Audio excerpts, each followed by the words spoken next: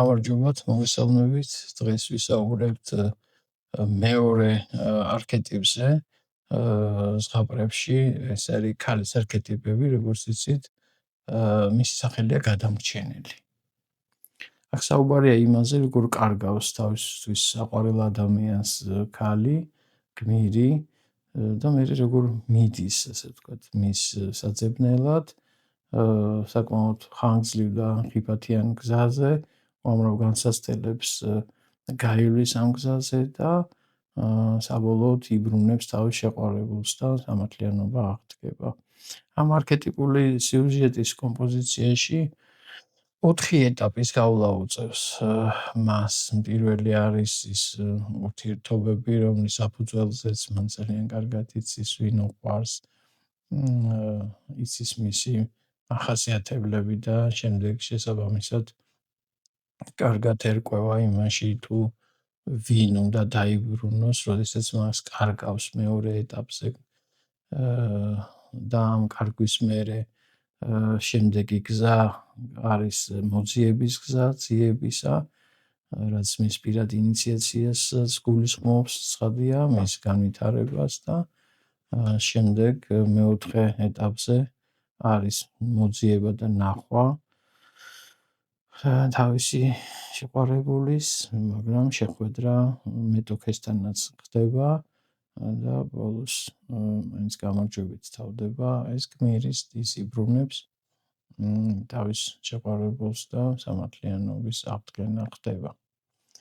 ამ სიუჟეტში მნიშვნელოვანია იმის აღნიშვნა, რომ გმირის შეყვარებული ძალიან კარგი ადამიანია, მომხიბვლელი და ლამაზი სულის პატრონია და გმირმა იცის მისი უნიკალური თავისებურებების შესახებ, რაც ძალიან ძვირფასია მისთვის და სასურველია, ამიტომ ან კარგად იცის, რისთვის იბრძვის, რა უნდა დაიბრუნოს და როგორი ურთიერთობების აღდგენა სურს, რომ მოხდეს.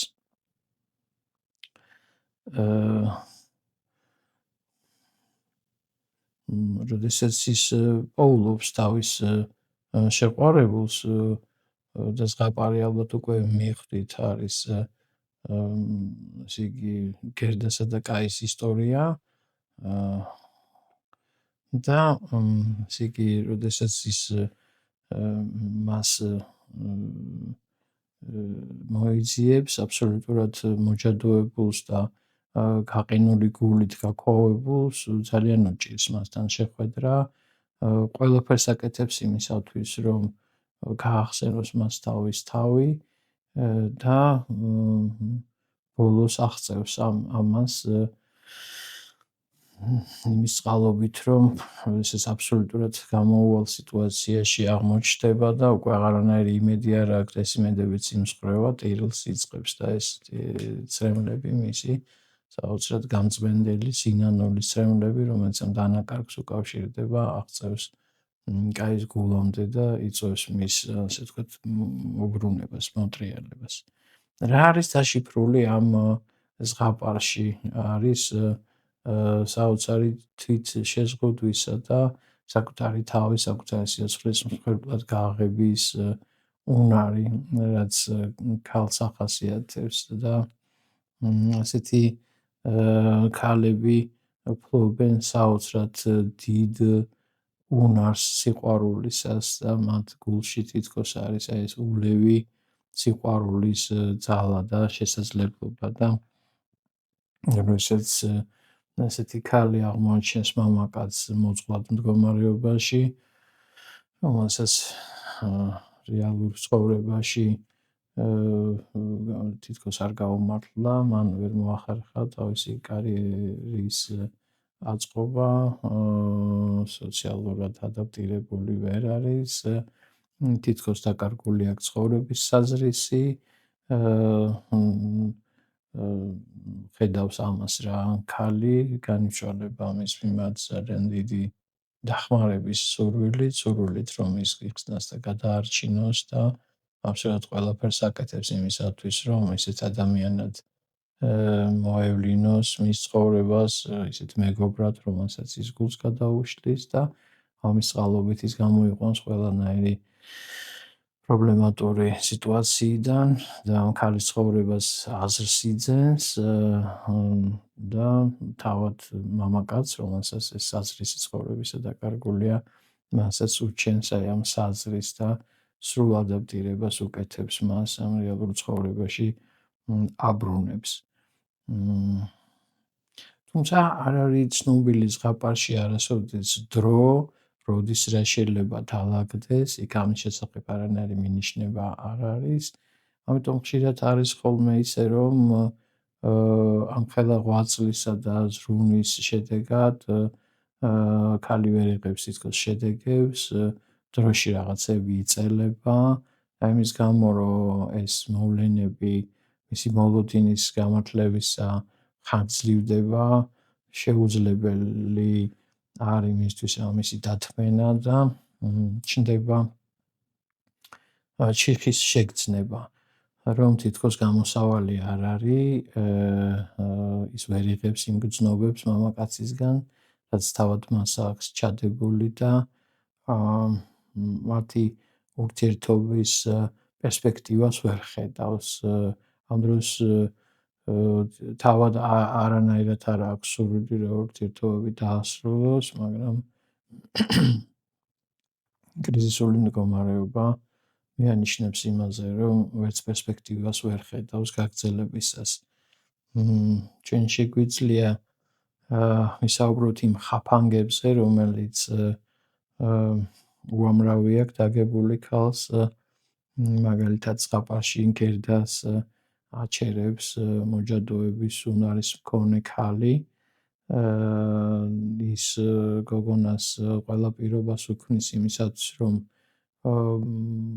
დაივიწყოს მან თავისი შეყვარებული, უქმნის საუკეთესო პირობებს, ოქროს სავარცხლით ვარცხნის თმებს და ყველაფერს აკეთებს იმისათვის, რომ მისი გულიდან ეს სიყვარული ამოიღოს და ეს მეხსიერება წაშალოს, მაგრამ მანქანა ასე მარტივია და იგეულია, რომ თქვას ადამიანმა უარი თავის არჩეულ გზაზე და შეყვარებულის გადარჩენაზე, გერდა აღმოჩნდება სასახლეში პრინცთან და პრინცესასთან ერთად, იგი აღმოჩნდება ყაჩაღების გარემოშიც, მისი გზა სავსეა ხაფანგებით და განსასწრებით და ეს განსასწრები გმირს გამოსცდიან, თუ რამდენად ძლიერია მისი სიყვარული და რამდენად ერთგულია ის აი ამ თავისი გრძნობებისა და თავისი გადაწყვეტილებების რამდენად შეუძლია, რომ ბოლომდე იაროს. მას გონია ცხადია, რომ ის იბრძვის შეყვარებულის კეთილდღეობისათვის, მაგრამ რეალურად ის გადის თავისი სწავლების გზას, ცხოვრების შეეულ გზას, სადაც ხდება მისი ინიციაცია, როდესაც ის ტოვებს თავის გულუბრყვილობას და მიამიტობას, რომელიც მას ახასიათებს, იღებს საკმაოდ დიდ გამოცდილებას ცხოვრების შეეულს და მიიწევს წინ, იმიტომ რომ უბრალოდ ასეთია ცხოვრების კანონი, რომ წინ უნდა იაროს, სწავლობს ღრმად ადამიანის ბუნებას და გადის რა ამ სერიოზულ შემოწმებას მისი სიყვარული, ტოვებს რა მას ეს მეორეხარისხოვანი თქვათ მოვლენები, მისი სულიერი ცხოვრების ამასცენაზე მხოლოდ სიყვარული რჩება და მაშინ გმირთან მოდის სრული ბედნიერება. ძალიან მნიშვნელოვანია ის ხაფანგები განმარტოთ, რომელიც ამ გზაზე ხდება გმირს, მაგალითად ეს უკავშირდება ცრუ ან მოჭარბებულ მსხვერპლშემწირველობას, რომელიც მას ახასიათებს და თითქოს და აი ამ მშვიდ გარემოს, მისთვის კომფორტულ გარემოს ტოვებს და მიდის შეყვარებულისათვის, წირავს თავის სიცოცხლეს და საფრთხეში აგდებს მას უარს ამბობს ბევრ სიკეთეზე და სიმშვიდეს და ეს ყველაფერი შეყვარებულის გამო ხდება, თუმცა ყველაფერი თლად ბოლომდე ასეც შეიძლება არ განვიხილოთ, იმიტომ რომ როგორც წეღან მოგახსენეთ, ის გადის რამ გზაზე, ფაქტიურად ახერხებს იმას, რომ ხარს უჭერს სიყვარულს თავის გულში, უფრო ღრმად ერკვევა სიყვარულის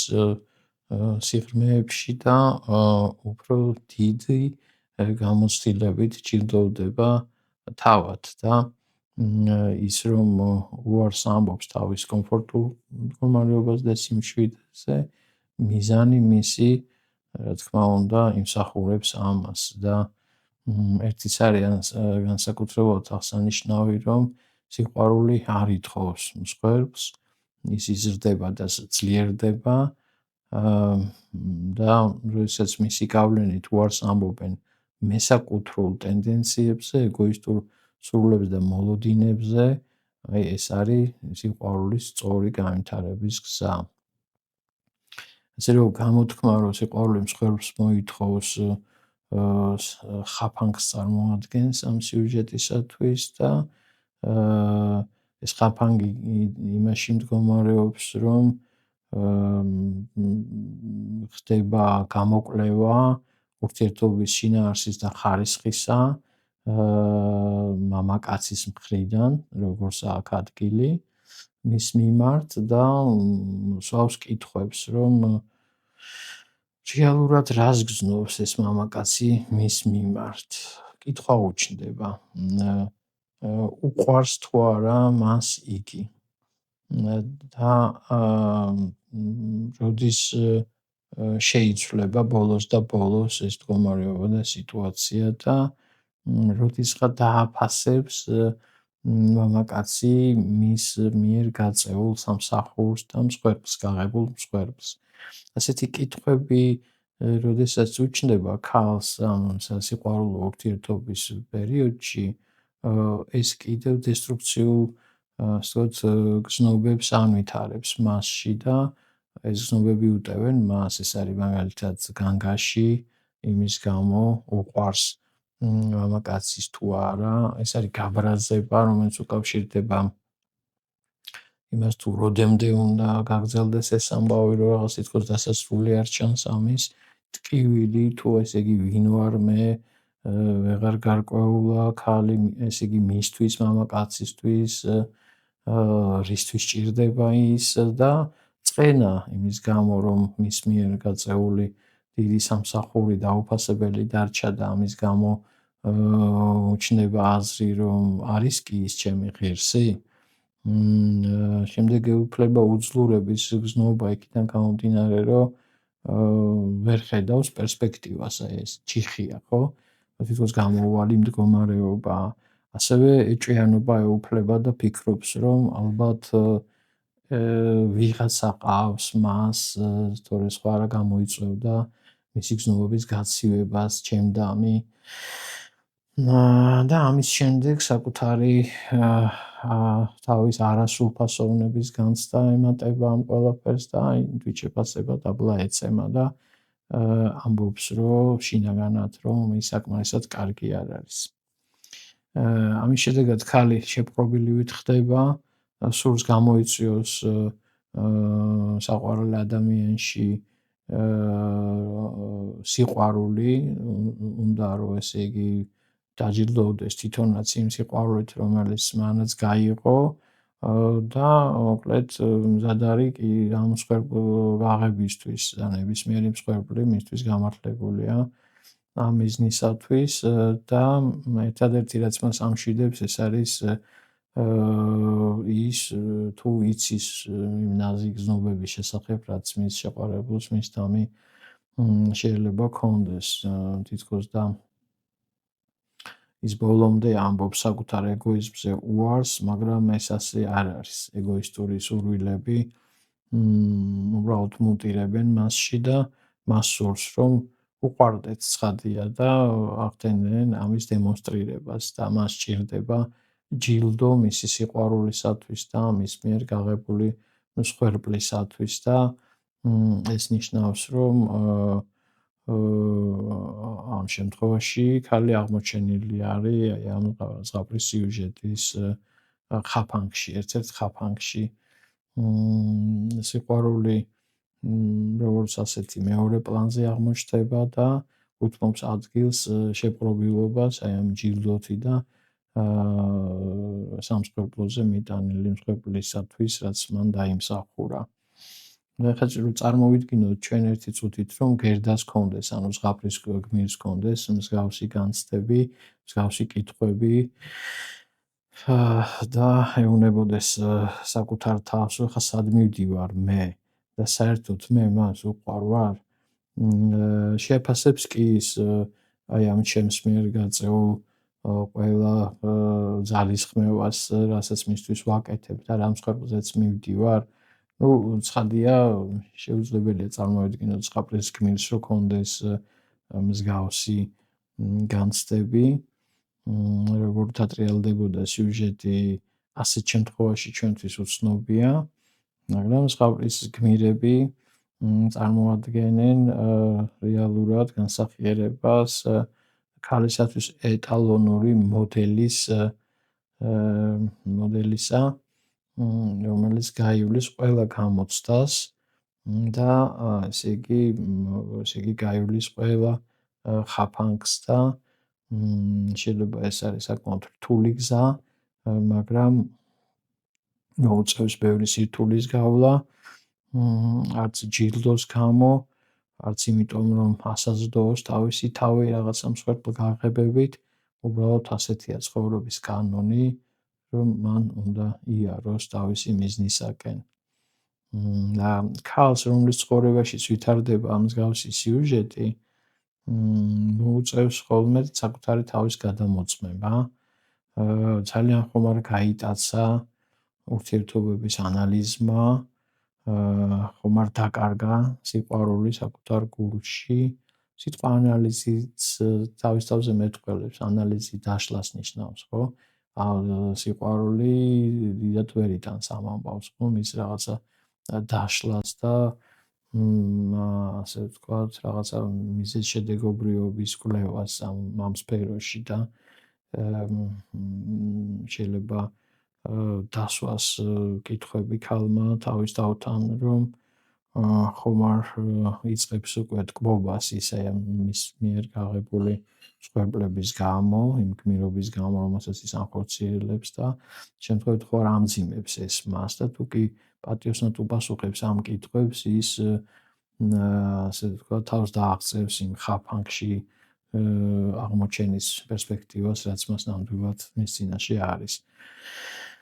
მაინც სად იღებს ძალას ქალის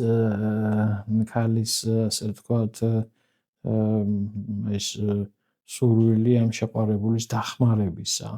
როგორც ჩანს, ძირითადი წყარო მისი, ასე ვთქვათ, ძალებისა სწორედ სიყვარულშია. სიყვარულში, რომელიც არ ეძებს პასუხს. სიყვარულში, რომელიც უბრალოდ არსებობს და არ სჭირდება არანაირი საფუძვლები, ამის გაგება საკმაოდ ძნელია. როგორ შეიძლება გიყვარდეს და გიხაროდეს, თუ ზნობ რომ მას არ უყვარხარ. მაგრამ ამ უძველეს სიუჟეტში ქალის სიყვარული თავისუფალია ეგოისტური მოლოდინებისაგან, ის თავისით არსებობს გმირის გულში და ანიჭებს მას უდიდეს ძალას. თუმცა გმირს ეხმარებიან სხვა არსებები, მაგალითად მდინარე, ვარდები, ყვავები, პრინცი და პრინცესა, პატარა ყაჩაღი გოგონა, ჩრდილოეთის ირემი, ძველი ლაპლანდიელი და ფინელი და ზღაპრის სიუჟეტში დაშიფრული არის ქალისათვის უნიშნელოვანესი ინფორმაცია, როგორი მძიმეც არ უნდა იყოს გზა, რომელსაც ის გადის, აუცილებლად გამოიძებნებიან დამხმარეები და მან აუცილებლად უნდა მიმართოს ამ დახმარებას და ის მარტო არ უნდა დარჩეს აი ამ თავისი პრობლემების წინაშე. საჭიროა ითხოვოს ეს დახმარება და მიიღოს ის. ამ უძველეს სიუჟეტში ასევე არის კიდევ ერთი დრამატული მობრუნება. გმირს უჩნდება ეს მეტოქე ქალი. მისი შეყვარებული ივიწყებს მის შესახებ და იჩენს ახალ საცოლეს. ყინულის დედოფალი კაის თავისთან ამყოფებს ამ მოჯადოებულ გარემოში. რატომ არის ეს სიტუაცია ამ უძველეს სიუჟეტში? რა არის მასში დაშიფრული? გმირი, რომელმაც ამდენი დაბრკოლება გადალახა, რატომ იღებს ბედნიერების ნაცვლად ამდენ უსამართლობას? როგორ გადის ამ საბოლოო გამოცდას გმირი? რას აკეთებს ამის მერე? როგორც ადრე აღვნიშნეთ, ის იწყებს ტირილს, აი ამ სრული უძლურების განცდით გოგონა ტირის და მისი ცრემლები აღწევენ კაის გულს იმ ადამიანის, რომელსაც არაფერი ესმის, ვერც ვერაფერს ხედავს და ესე იგი სრულად ცივი და უკარებაა და უწინდებურად გაქვავებულია და აი სწორედ მაშინ, როცა გერდა ატირდება ამის შემხედვარე, მისი გულს დაეწვეთება მისი ცრემლი გაალღობს და გაადნობს, კაიც იწყებს ტირილს და მისი ასე ვთქვათ ცრემლი პირდაპირ წაიღებს და წაალეკავს აი მრუდე სარკის ნამსხვრევებს, რომლითაც არის ის მოჯადოებული, შეიცნობს გერდას და გაუღიმებს მას და აღდგება მათ შორის ყველაფერი, რაც ადრე იყო. შეიცნობს ის გერდას და საოცარი ფინალია და ეს ცრემლები თითქოს ამორეცხავს თვალთაგან და გულიდანაც ყველაფერს, რაც ხელს უშლიდა ამ სიყვარულს. და რაში მდგომარეობს გმირის ბოლო გამოცდის აზრი? მეტოქე მას ართმევს შედეგს, რომლისკენაც ის ისწრაფოდა. შეყვარებულს მას არ ახსოვს, ვერ აფასებს მის ნამოქმედარს. ყველა მსხვერპლი თითქოს არის გაუფასურებული და ერთადერთი რაც შეიძლება რომ დარჩეს ხელუხლებელი, ეს არის სიყვარული. სიყვარული უნდა გათავისუფლდეს წინამდებარე მოქმედებებისაგან, მოქმედებების შედეგებისგან, თანაკარგებისაგან, მსხვერპლისგან და ტანჯვისგანაც და ასევე იმედისგანაც. წარმოიდგინეთ, რამდენი რამ აქვს განსახორციელებელი, ესე იგი, ადამიანს რომ მიაღწიოს შედეგს. გოგონამ გააკეთა ყველაფერი, რაც შეეძლო, გაიარა ყველა გამოცდა, როდესაც ყველაზე მძიმეს შეეჯახა, ისღა დარჩა, რომ ატირებულიყო. და ეს უბრალო ცრემლები არ არის, ეს განწმენდის ცრემლებია. ისი ცრემლები ასუფთავებს ყველანაირ მტვერსა თუ სიმწარეს ამ განვლილი გზისა.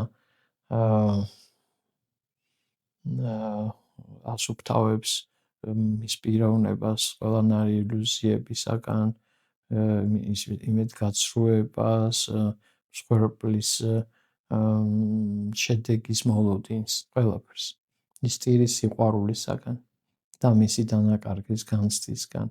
ეს არის ბოლო, რაც მას შეუძლია რომ გააკეთოს, როცა მისი სამყარო სრულად ინგრევა, როდესაც ყველაფერი ისკენაც ის ისწრაფოდა, ართმევს მას მის მეგობარს და ამ მწველ ცრემლებში იმდენი მაკურნებელი ძალაა, რომ ის ათავისუფლებს მას წყევლისაგან. მაგრამ ცრემლებმა ასეთი ძალა რომ მოიპოვოს, გმირს მოუწია, რომ გაევლო ყველა მისთვის განკუთვნილი რთული განსაცდელი გამოცდა. ჩვეულებრივი ცრემლები ასეთი ძალის მქონე ნამდვილად არ არიან, თუმცა ბევრი ქალი მიმართავს ამ ცრემლებს. მეტოქის გამოჩენა კიდევ ერთი ხაფანგია სიუჟეტში. და ეჭვიანობა, მაგრამ არც ერთ ზღაპარში გმირს არ ახასიათებს მოგეხსენებათ ეჭვიანობა და ის ამ ხაფანგში არასოდეს ვარდება. იქნებ იმიტომ, რომ მისი გული, ანუ ზღაპრის გმირის გული სრულად არის სავსე სიყვარულით და მასში არ რჩება ადგილი დაკარგვისა და შიშისათვის, გაბოროტებისათვის და წყენისათვის. არც ერთ ზღაპარში მინიშნებაც კი არ არის გმირის ეჭვიანობაზე. ალბათ ამიტომ თვლიან ზოგიერთები, რომ ზღაპარი განსხვავდება რეალობისაგან. ცხადია, ქალები ხშირად ვარდებიან ასეთ ხაფანგში. ეჭვიანობის ტალღაც უნამივით გადაუვლის ხოლმე ქალს და ისინი გონებას კარგავენ ამის გამო და გაბოროტებისკენ შეიძლება წავიდნენ. არა მარტო კაცის მისამართით, არამედ მისი მეტოქის მისამართითაც და ესე იგი შეიძლება ითქვას, რომ სწორედ ეს ეჭვიანობა არის ფაქტორი, რომელიც მთლიანად ამორეცხავს ხოლმე ქალის გულიდან სიყვარულს და თავად ის აღმოჩნდება უკვე მონჯადოებული ამ მდგომარეობით და აქცევს რამას რაღაც უფრო შორეულად, ვიდრე იყო ის ოდესღაც თავისი, ასე ვთქვათ, საწყისისეული არსისგან აბსოლუტურად განსხვავებული ხდება.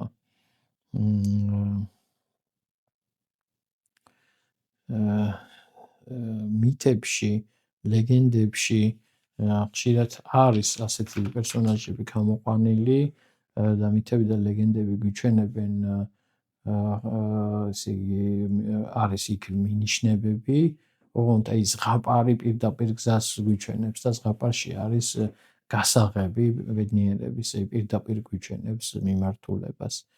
და ცხადია ეჭვიანობის ხაფანგი ეს რაღაც საშინელი ხაფანგია, ქალს უჭირს ესე იგი რომ თავი გაართვას ამ მდგომარეობას და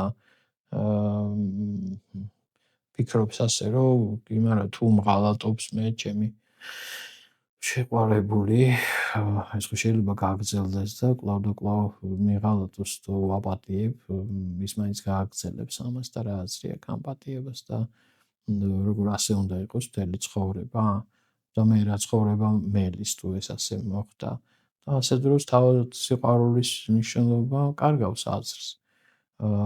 თუ კაცი ხალატობს თითქოს და ქალის ხელში გადადის ყველანაირი კონსილები და ის იწყებს მანიპულირებას კაცით. და ისე ხდება, რომ ვერც გრძნობს ქალი როგორ კარგავს ამ დროს სიყვარულს და სიყვარული რაც მასში იყო და რაც ამოძრავებდა და რაც ძვირფასი იყო, ქრება. სწორედ ის ყველაზე უფრო უძვირფასესი რაც იყო მასში. შემდგომში მისი მდგომარეობა თითქოს მსუბუქდება, ტკივილსაც კარგავს, ხო, ამ განცდების არარსებობის გამო. მაგრამ რაც ყველაზე მნიშვნელოვანია, აღმოაჩენთ, რომ ამ რეალობაში ქალი ხმება და ბოროტდება. აი რას უშვება ქალის გულს ეს ასე ვთქვათ ეჭვიანობის ხაფანგი და ეჭვიანობა შესაძლებელია დაიძლიოს მხოლოდ პატიებით და მხოლოდ სიყვარულით, მაგრამ ეს მოითხოვს ძალიან დიდ შინაგან და სულიერ ძალას და ასევე ნებას იმისას, რომ არ აღმოჩნდეს აი ამ ტკივილების დაქვემდებარებაში და ამ წყენის დაქვემდებარებაში ქალი. უდიდესი მაყურნებელი ძალა სიყვარულისა, რომელსაც ატარებს ზღაპრის გმირი, ნამდვილად ახდენს სასწაულებს. მაგრამ იმისათვის, რომ ეს მოხდეს, სიყვარული უნდა იყოს თავისუფალი იმედებისგანაც და მსხვერპლისგანაც. ასევე ნებისმიერი ეგოისტური მიჯაჭვულობისაგან. სიყვარული ძალას იკრებს ადამიანის სულში, ჩუქნის რა, სიცოცხლის უნარიანობას მას და მედეგობას. ის იწმინდება წრემლებით და გასუფთავებული ამ წრემლებისგან ჩუქნის გმირს ნამდვილ ბედნიერებას. ეს არქეტიპული სიუჟეტი ძალიან ძნელია, რომ განხორციელდეს, მაგრამ ის მიძღვნილია სიყვარულისათვის. და თუ ქალი კარგავს საკუთარ თავში გრძნობებს, იმის გამო რომ უწევს ძალიან ბევრი მსხვერპლის გაღება შეყვარებულისათვის, ეს ნიშნავს, რომ ის აღმოჩენილია ხაფანგში. შეყვარებული არ მოითხოვს მისგან მსხვერპლს. განკურნებისათვის მას მხოლოდ სიყვარული სჭირდება. ხოლო თუ როგორ ავსებს თითოეული ქალი თავის სულს სიყვარულით, ეს მისი საკვირველი საიდუმლოა.